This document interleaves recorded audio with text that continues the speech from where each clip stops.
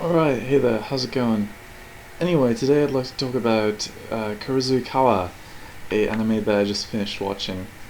And it's basically a lot similar to Memento in terms of at least how its ending is portrayed. It starts off in about medieval Japan with two men who just got done fighting in a forest. And the opening fight scenes, or at least the opening episode, was very not jarring necessarily, but it kind of made me unsure of of the stable footing of, is this magic? Are they demons? Or what's going on? And it's never fully answered, at least what the enemy is, because it very clearly, at least in my opinion, implies that they're not human or that they're changed in some way, but it's never really discussed or mentioned ever again. But basically, what happens is Kuro, the main character, he ends up getting a fever in the forest, and they see a house with a light on, and they go to that house. Well, his disciple drags him to the house, and asks the woman to look after him for a couple days while he goes to town to go get medicine. And so he leaves, and then Kuro and the woman Kuromitsu kind of fall in love with each other. Not really. Like, again, a weakness with, or at least one of my problems with a lot of romance in a lot of stories, not just anime, but pretty much any kind of fiction, is it's never really explained why the characters like each other other than they're physically attracted to one another. And so you kind of get this problem of, what do they do when they're not, servicing the plot? So anyway, moving back to the story. So they fall in love, and when he's first brought to her house, she asks him not to go into a certain room. She says that it's where she sleeps and that it's very untidy. A very interesting word choice, I must say, even for the dubbing of the anime. But anyway, she asks him not to go in there, so now you can obviously assume what's going to happen. One night, after she rejects him and says, like, we can never live together, or something like that, he sneaks up on her while she's in the room, and he sees her sucking blood from a man hanging upside down. And I kind of really like the scene because I just really like the dead body of the man, because I wasn't sure if he was alive or dead. I'm pretty sure he's dead. But I just really like the scene. It was a very unsettling scene after just a very sort of serene episode. And so she sees him, and she's very kind of almost relieved that he's found out about it, because now she feels that he will leave her and that, things can go back to normal for her. At that point, somehow magically, even though there's only one entrance into that room, a man shows up behind her and chops off her arm. And someone jumps behind Kuro and slices him in the back. But don't worry, that doesn't kill him, or, permanently make him quadriplegic. Instead, he pulls out his sword, kills a bunch of people. There's a nice little fight sequence over where he jumps up in the air over a person and, kind of circles his blade or knife around the man's neck, and they don't show his head getting chopped off, but they show the blood spraying everywhere. And I thought it was an interesting fight sequence. It was very obvious that they blew a lot of money on the first episode, which is technically how you should do it in anime.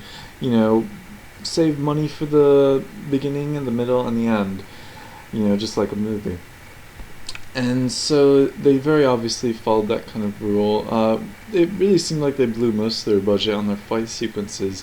And Madhouse, the production company, they definitely do action very well. They've done, what else is it? What's that anime with all the guns? Black Lagoon. Yeah, I really like that. I like the action. It's very, pumping in that sense. And so Madhouse definitely does action very well. Story, though, I would not agree that they do story very well at all. It's almost as though they're just like, what? What's that? Is that like a type of gun?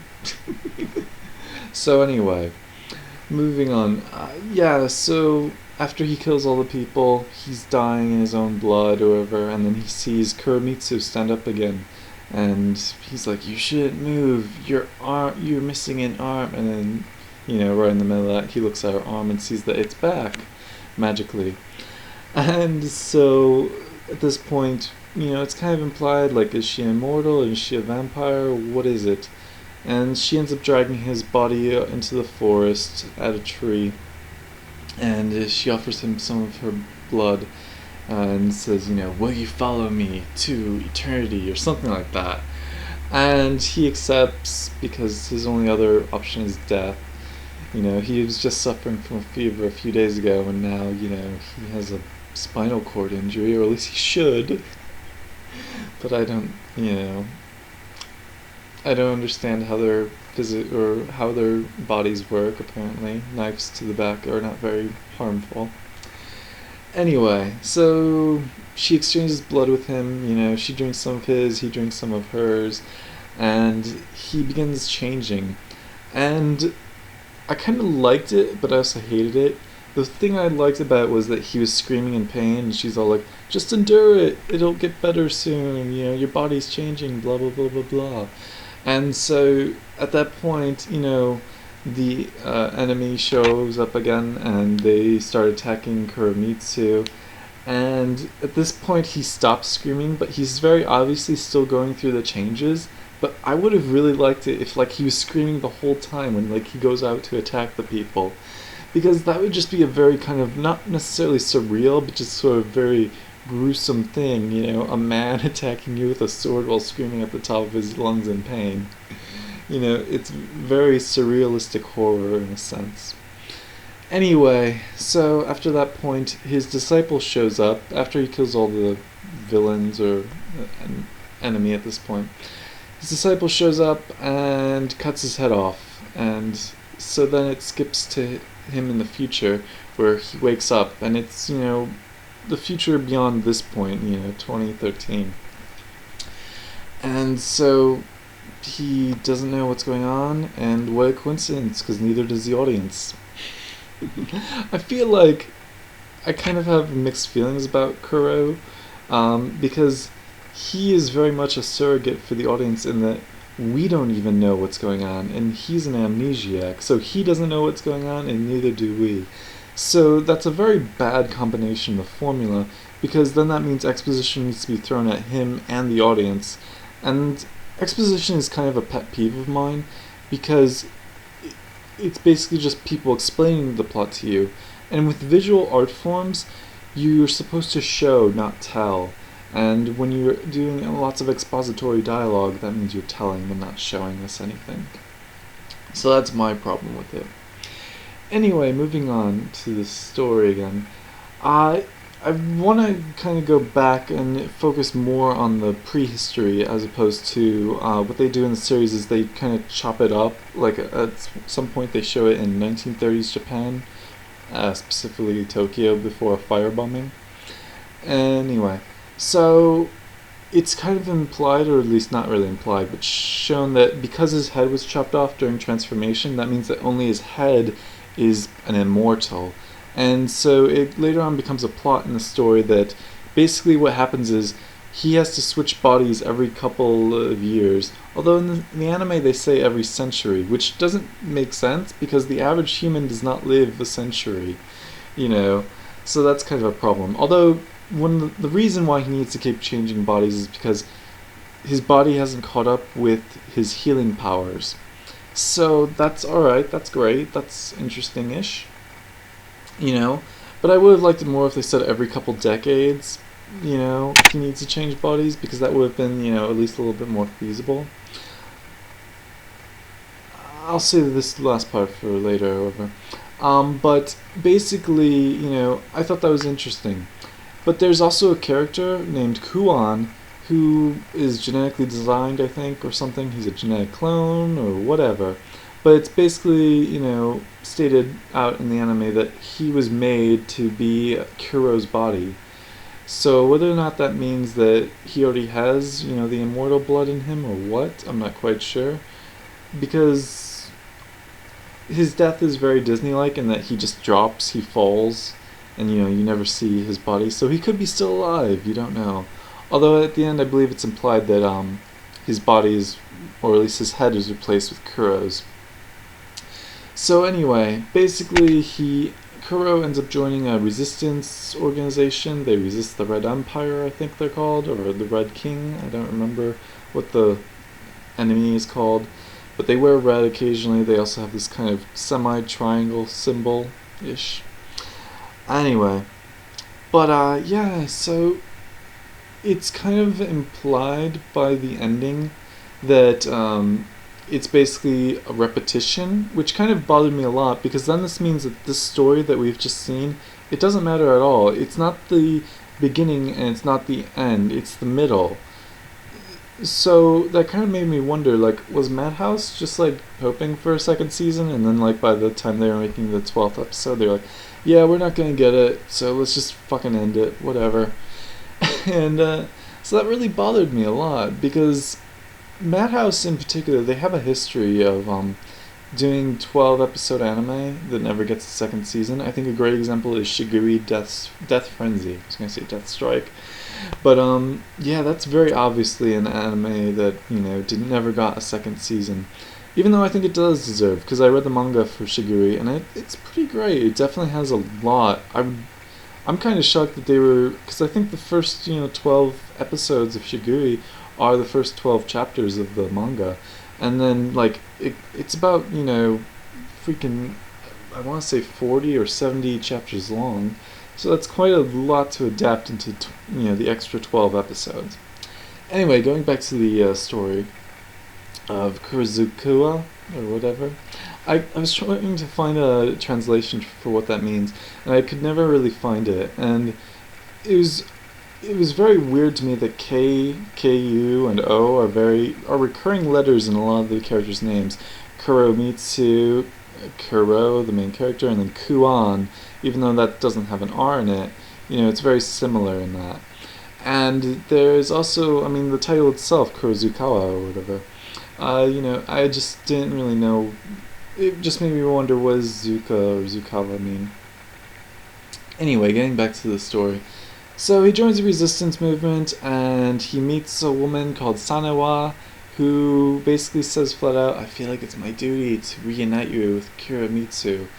And throughout the series, he kind of sees these visions of Kuramitsu, and I was wondering, like, is she telepathic? Is this just his imagination?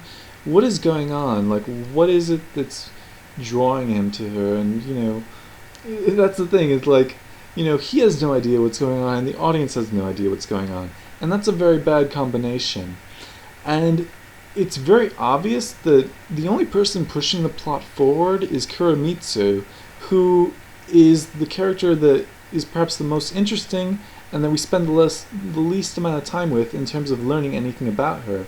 Like, it's implied that she had a sexual relationship with Kuan, the clone body for Kuro. And it's unclear if that was, his own imagination, because before he dies or is thrown off a building, he questions himself whether or not she really exists. And, I think that would have been really interesting, is she just a figment of everyone's imagination?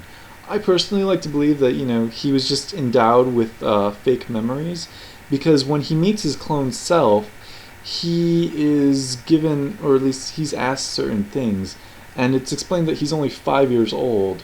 So, and yet there's, a conversation about him having a memory of having a bug bite his thumb, and so that's why he always wears gloves or hides his thumb.